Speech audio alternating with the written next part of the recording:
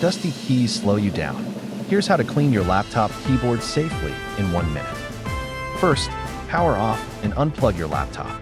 Remove any external cables and accessories.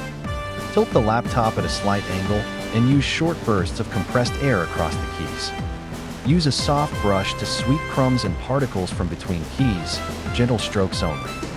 Wipe the keyboard surface with a dry microfiber cloth to lift oils and dust.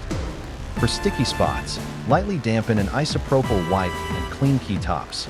Never push liquid into gaps. Only remove keys if necessary. Pry gently with a plastic tool and note each key's position. Soak removed keycaps in isopropyl solution for a few minutes, then dry completely on a cloth. Use a soft brush and compressed air to clean the exposed switches before reattaching keys. Snap keycaps back into place carefully, testing each key for proper travel and click. Here's the before and after, a safer, cleaner keyboard ready to work.